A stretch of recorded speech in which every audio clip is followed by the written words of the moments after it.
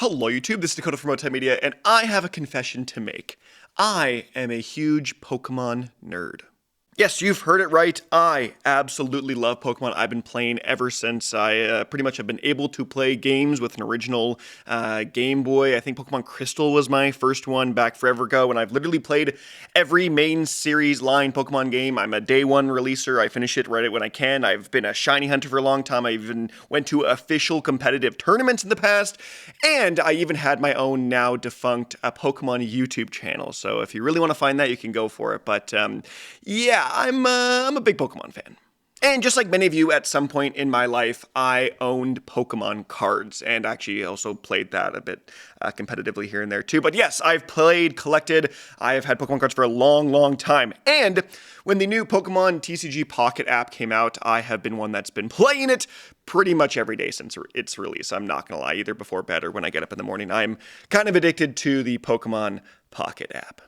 So it was my surprise when I woke up this morning to a brand new set called the Extradimensional Crisis. A new set for the Pokemon cards came out, and I was battling a little bit and noticed something really interesting. I was playing, and I got hit with a move called Electro House, and I was like, huh, that's really weird name for a Pokemon move, but also a genre I know quite well. And then I saw another card called Two-Step, and I'm like, hey, that's a garage subgenre. And then I saw another one called Moonbaton, and I was like, these are genres that I know very, very well. So I did a little bit more digging, and I realized all of the new, technically Ultra Beast style Pokemon in the new set all have names of subgenres of music, particularly within EDM and rock. So I thought it'd be really fun to take all of these genres, all these new subgenres, not necessarily new, but all these subgenres that are in Pokemon now, these as attacks, as moves, and put them in a nice little tier list. So without any further ado, let's hop into it. And first up, our first Ultra Beast Pokemon is Buzzwole, the title sort of promo character for this new set. And he's got a move called Big Beat. And my goodness, I do enjoy me some Big Beat. I've recently gone on a bender to go back and listen through a whole bunch of Big Beat. Big Beat is pretty much characterized as like these heavy breakbeat styles of production with big synth melodies, pretty popular in the kind of late 90s, early 2000s. And this is a great example of Big Beat.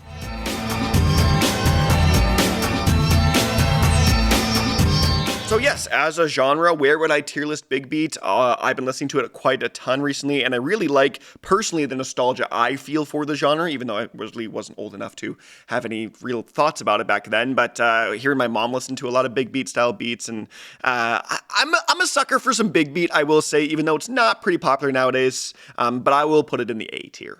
Then we got Buzzwole's bug fighting partner in Pheromosa, and Pheromosa's got the move Jump Blues. And this was one where I saw this and had to do the most research for sure, because I was like, I have never heard of Jump Blues, but it is mainly characterized by an up-tempo jazz and usually played by a band of sorts, which is typical for, I guess, blues for the most part. And this is a great example of Jump Blues.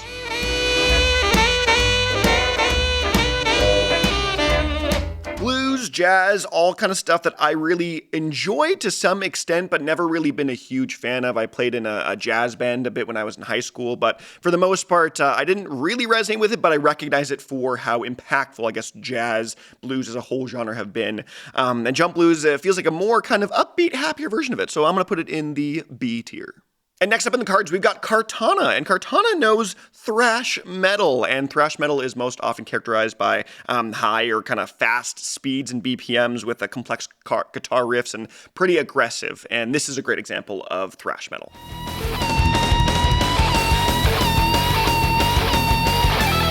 But yes, you'll see a couple more kind of rock metal elements here in this weird Pokemon themed tiered list move thing. I don't know what it is exactly, but I'm not a huge metal guy. I'm not a huge aggressive, even when it comes to dubstep for the most part, and which is, this channel is EDM focused. I don't love it necessarily too much. I can have some appreciation for it to some extent, but I think I'm gonna have to put this in the C tier. Then we've got the Ultra Beast Blast Fallon, and Blast Fallon knows beat punk, which is another genre that I definitely had to look up. I was like, I've never heard of this before, and I couldn't really find a lot on it, and pretty much a lot of people that I've seen online just call it D-beat, actually, instead as the real genre name, and it's pretty much just a fast, aggressive style of punk, and this is a great example of it.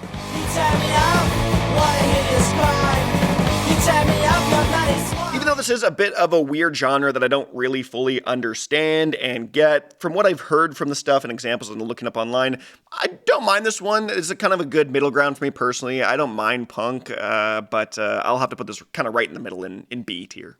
Then we've got Zucatry with Electronica, which is just a weird name for a Pokemon move. Like, you know what I mean? Like, not Full Tackle or, Giga Impact. It's Electronica. I don't know. It doesn't really make sense. Kind of weird to me, but whatever.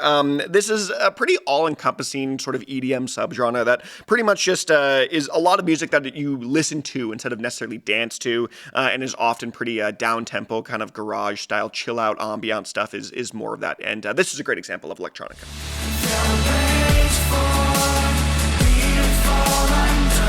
I, again, as a big EDM fan, as someone that particularly loves the more down-tempo, chill style of electronic dance music, or I guess electronic music in general, or electronica, I'm a big fan of this genre, and this does have to go in the A tier for sure.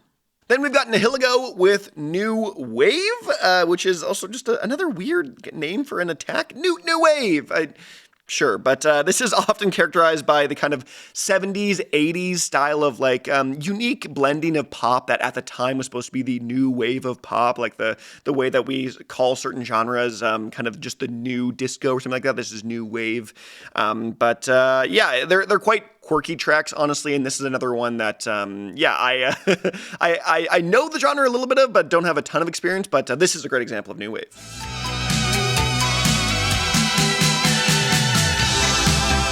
In the end, I think the genre is sort of just fine for the most part. There's also modern new wave, and there's also the old school kind of prime real new wave of sorts. But in the end, I think I'm gonna put this in B.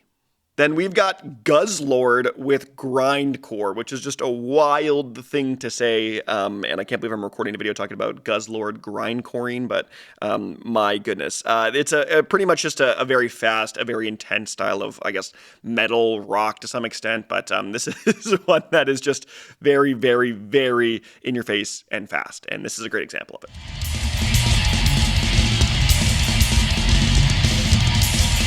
Again, similar to the last one, not a huge fan of this hyper aggression, so I'm just gonna have to throw this in the C tier. Then we've got the one that I originally saw and went, wait a second, Naganadel that learns Electro House, and you will watching this video likely know what Electro House is if you're an EDM fan, a fan of this channel. It's pretty much, you got your heavy bass, it's got a typical, for the most part, 128 BPM or a 4 on the floor beat, with your big heavy synth usage that's it sounds lots of buzzing and electronic elements that the very typical electric sounds, and this is a great example of it.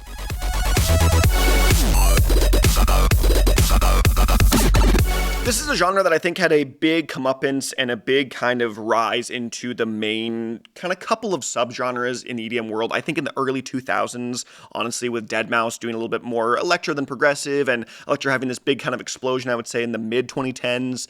And this is one that I don't mind a lot as a genre, but one I think that does get pretty stale in the end, and often has a lot of sort of copycat styles of the genre, and you can't really do a ton with it to be super innovative nowadays. But I will put this in the B tier. Then we got Stakataka with Brass Rock, and from my understanding, Brass Rock is pretty much just rock music played with brass instruments, and this is a great example of it. When you're feeling that your things are mellow, you got to stop and I'm actually a sucker for brass instrumentation, and I actually like quite a bit of rock music, especially when it doesn't get too intense, and the brass kind of brings it down a little bit to my own palette or my own kind of loves and joys to some extent. So the bit that I've listened through this genre, I'm actually I actually would really genuinely listen to this a ton, so I'm going to throw this in the A tier. Then we got Celesteela with Moombahton, the other one that I was like, I know this word, this is not a regular word, and Moombahton is kind of it's pretty much a trap subgenre in itself, and has often a two-step beat to it. It's got quick drum fills, and often has a very spread out bass line for the most part, with a big kind of rising builds into a drop of sorts. So this is a great example of Moombahton.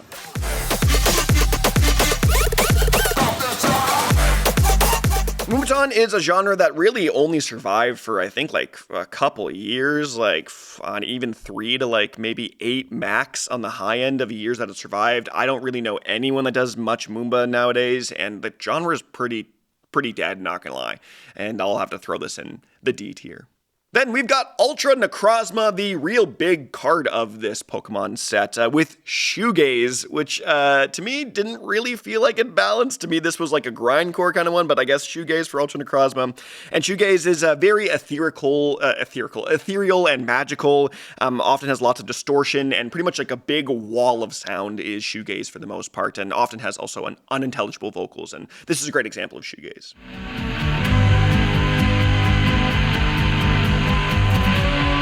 Shoegaze has a lot of actually crossover between the rock and EDM elements. Probably Shoegaze is actually the best individual song that kind of encompasses all these other genres that are talked about on these cards and these moves, because it's got electronic elements from like people like A Cloudy Sky, and M83 has done some Shoegaze, and there's a whole bunch of people that do a lot of Shoegaze. Even Jane Remover had a Shoegaze album before Revenge Seekers, which was pretty decent. But yeah, this is a genre that I actually really, really enjoy, and I think you can do a lot with it. And I think it's a pretty unique genre in the grand scheme of things. So I'm going to throw this one in S tier. And finally, we've got Poipole, the pre-evolution to Naganadel, and Poipole knows two-step, which we've sort of talked about in some capacity, but this is a kind of a subgenre of garage for the most part, and is pretty much defined by the fact that it doesn't have a constant 4 on the floor beat. It's two-step rather than 4 on the floor. That is often also doesn't have a real kind of kick line. If there's a garage sound that doesn't really have a kick beat, it's pretty much likely going to be two-step, and this is a great example of it. Only gotta reach on the mountain tops, park on the pavement with no permit. Man, I gotta eat some of these sweet corn. I am personally a huge sucker for two-step music, and I love garage in general, and so everything about it I'm a huge fan of, and so this is one that you may not necessarily agree with, which you may not agree with all of them, but I'm also going to throw this one in S tier.